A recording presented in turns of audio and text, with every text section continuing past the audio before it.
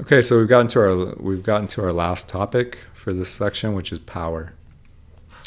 So a lot of times when people think about work, what they're actually thinking about is power.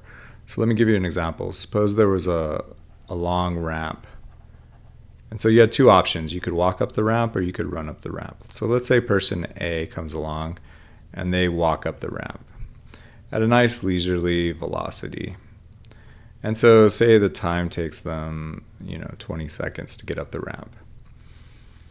And then person B comes along. They start in the same position. I'm just drawing them here. And they run up the ramp. So they run with a lot of velocity, and hence they finish it in, say, 5 seconds. Now, we could show, so when people think about this, they would think that the red person did a lot more work. And it feels like you did more work.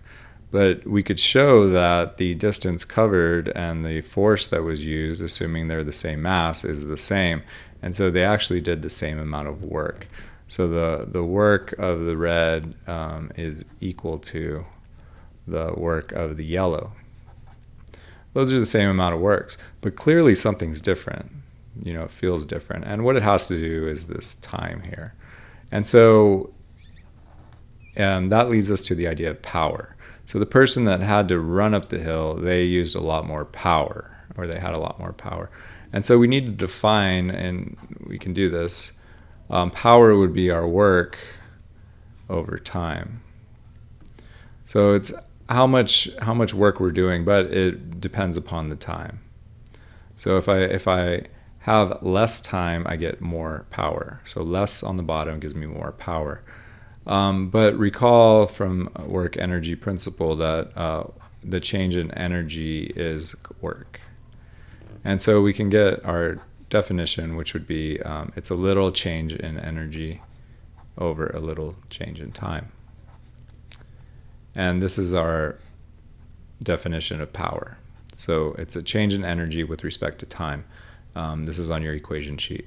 And then we can get to another equation. Because it's instead of taking the complete change in energy, if I do a little change in energy, that's the same as a little change in the work. So my power can be defined. I can substitute. That would be little work over little time. And then work is force dot displacement. Remember that R is the same as X, Y, or Z. It's just any position vector. So we can substitute here. So we get power is going to be force dot dr. These are vectors over time. Then rearranging a little bit, we get force dot dr dt. And this quantity here, that's displacement over time, so that's velocity. So we get power can also be defined as the force times or dot the velocity. The units on these things, let's go back to this. So power is change in energy with respect to time. So my units are going to be joules on top and seconds on the bottom, so a joule second. And we just refer to those as watts.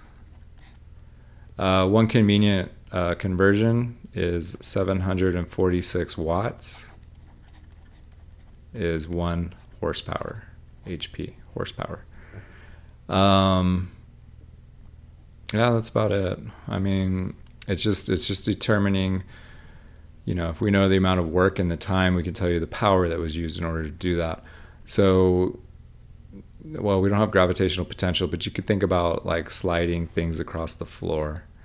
If I apply a force over a distance, I just need to know the time as well.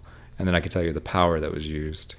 So let's suppose I pull with a force of 100 newtons on a frictionless surface, and we pull for a distance of 2 meters, and my time is, 3 seconds. Then my power would be, well, we could just do force times velocity. No, we can't do velocity because it's not constant, so we got to do work. Work would be force times distance. We're supposing that that's a constant force divided by the time. So we get 100 times 2 divided by the time, 3 seconds. So we get 200 over 3,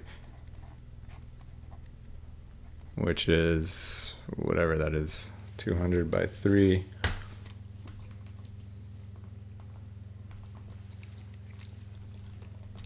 $66.67 watts.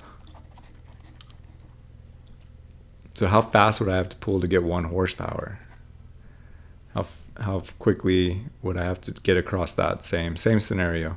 So if I wanted to get 1 horsepower, well, 1 horsepower is 746 watts is equal to, that's my force times displacement, so 200 over t. So my time, I could flip these, would be 200 over 746, which should be about a quarter of a second, 0.26 seconds. And I would be pulling with I would be putting out 1 horsepower. So 2 meters, 3 seconds with a force of 100 newtons would be 1 horsepower. So that's it. Just know these definitions. They are on your equation sheet. Let me pull them over so you can see. Right there. So this is what we've gone through in this section. We did the work energy principle, and then the definition of kinetic energy, and now our definition of power. So you can see where we're going next, which would be gravitational potential. We also got springs in there. So we did the spring force. And so next time, the next section, we'll talk about these potential energies right here. The gravitational, the spring, and I don't think there's anything else down here.